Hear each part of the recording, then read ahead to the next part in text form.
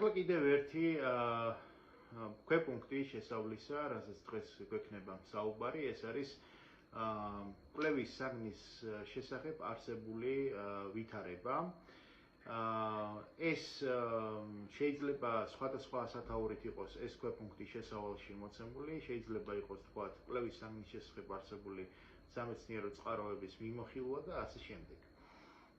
ზოგადად ესეთი ქვეპუნქტი გვხვდება ხოლმე ძირითადში მაინც უფრო სადისერტაციო ნაშრომებში, პრინციპში სამაგისტროში ძალიან იშვიათია, ხოლო საბაკალავროში თითქმის არ გვხვდება. ეს ქვეპუნქტი იწერება მაშინ, როდესაც შესავალი არის მოცულობითი შესავალი კი შეიძლება გქონდეს ძირითადში დისერტაციას, ხო, მოცულობითი შესავალი. ახლა რას გულისხმობს კვლევის საგნის შესახებ არსებული ვითარების მიმოხილვა, ხო? იღებთ წყაროებს, ბოლოდროინდელ წყაროებს, აი მაგალითისთვის თუ თქვენ იკვლევთ მაგალითად საქართველოში მუნიციპალიტეტებში ადგილობრივი თვითმმართველობის განხორციელებაში მოქალაქეების ჩართულობის ხარისხს, ხო? თქვენ უნდა მოიძიოთ რამდენიმე კვლევა, რომელიც ჩატარდა ჯერ საქართველოში უნდა მოიძიოთ რამდენიმე კვლევა, რომელიც შეიძლება ჩაატარეს საჯარო უწყებებმა, შეიძლება ეს იყვნენ მერიები, საკრებულოები, ძირითადად ეს არიან კერძო ორგანიზაციები, მაგალითად აქტის კვლევები დევს, ხო? უნდა ნახოთ ეს კვლევები, უნდა ნახოთ ეს მონაცემები. სასურველია, რომ რაც უფრო ახალი წყაროები იქნება და რაც უფრო ახალი კვლევები იქნება, მით უკეთესი. შეგიძლიათ ასევე მოიძიოთ სადისერტაციო ნაშრომები ამის შესახებ ან სტატიები, ხო? ძალიან იშვიათად რომ ესეთი ინფორმაცია წიგნებში იყოს მოცემული, ახლა გააჩნია კვლევის საგანს.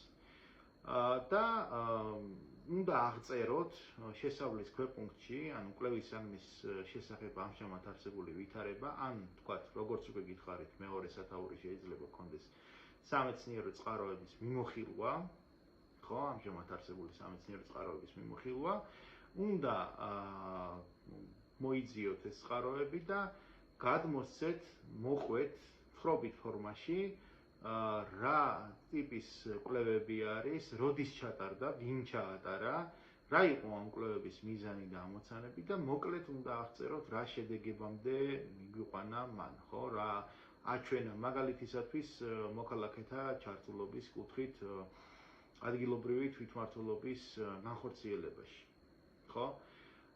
სასურველია კიდევ ერთხელ ვიძახი, რომ რაც უფრო ბოლოდროინდელ კვლევას, ასე ვთქვათ, მოიძიებთ, ეს ეხება ნებისმიერ კვლევის საგანს, ახლა არ არის აუცილებელი, რომ ვთქვათ, მუნიციპალურ დონეზე თვითმმართველობის განხორციელებაში მოქალაქეთა ჩართულობას ეხებოდეს თქვენი კვლევა. შეიძლება ეს იყოს მაგალითისათვის სასამართლო სისტემის გადატვირთულობის თაობაზე, ვთქვათ, საქართველოში, ხო? და ამ შემთხვევაში კვლევები უფრო, ასე ვთქვათ, რაოდენობრივად უფრო მწირია, მე სულ ორი კვლევა მახსენდება საქართველოში სასამართლო სისტემის გადატვირთულობის თაობაზე და ანალოგიურად, ანუ იღებთ ამ წყაროებს, ნახულობთ, ვინ ჩაატარა, როდის ჩატარდა და მოკლედ აღწერთ, ანუ რა მიზანი ჰქონდა, რა ამოცანები ჰქონდა და რაც მთავარია, გადმოსცემთ აი ამ კვლევის შედეგებს.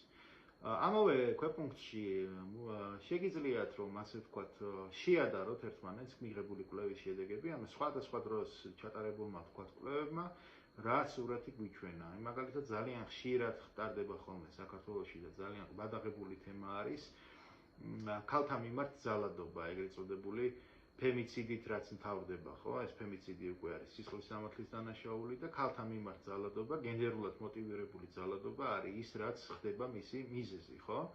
და სხვადასხვა დროს ჩატარდა სხვადასხვა კვლევები, მაგალითად გაეროს ქალთა ორგანიზაციამ ჩაატარა.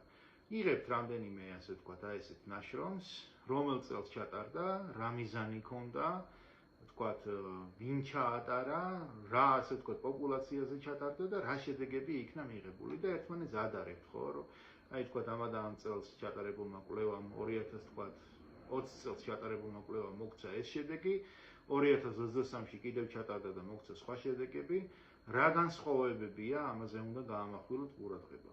ასევე, ხო, ანუ ვითარება როგორ იცვლებოდა კონკრეტულ სფეროში ამ სამეცნიერო კვლევების მიმოხილვასთან ერთად ესეც უნდა ჩაართოთ, ეს ძალიან მნიშვნელოვანია და დასასრულს მინდა კიდევ გითხრათ ეგეთი რამ, რომ შეგიძლიათ გამოიყენოთ ასევე სხვა ქვეყნებში, ძირითადად სამეცნიერო ნაშრომებში, სანამ ევროპისკენ მივდიოდით ყოველ შემთხვევაში ესე იყო და ეხლა არ ვიცი რა იქნება, იყო ხოლმე ძალიან მოდაში ესეთი ევროკავშირის ქვეყნებთან საქართველოს შედარება, ხო? ანუ ევროკავშირში რა ვითარება, თქვათ ევროკავშირის სახელმწიფოებში ჩვენთან რა ვითარება არის. თქვათ იქ ჩატარდა რაღაცა კვლევები ანალოგიურ სფეროში, იქ რა გვიჩვენა, აი მაგალითად როგორი არის ჩართულობის ხარისხი ადგილობრივი თვითმმართველობის განხორციელებაში, მაგალითად პრიბალტიკის ქვეყნებში, ხო, ლიტვა, ლატვია, ესტონეთში.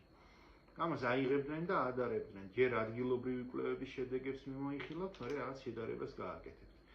აი ეს არის ძირითადად ის ქვეპუნქტი, რომელსაც ქვია სამეცნიერო წყაროების მიმოხილვა, ან ამჟამად არსებული ვითარების მიმოხილვა, რაც კიდევ ერთხელ ვიძახი, რომ განსხვავებით კვლევის საგნისგან, კვლევის ამოცანებისგან, თქვათ, კვლევის მიზნისგან და სხვა ქვეპუნქტებისგან, ყველა ნაშრომის შესავალში არ გვხვდება და აქედან გამომდინარე ყურადღება უნდა მიაქციოთ იმას, რომ არის თუ არა ეს პუნქტი, ასე ვთქვათ, გათვალისწინებული დებულებით, სტრუქტურულად არის თუ არა გათვალისწინებული დებულებით.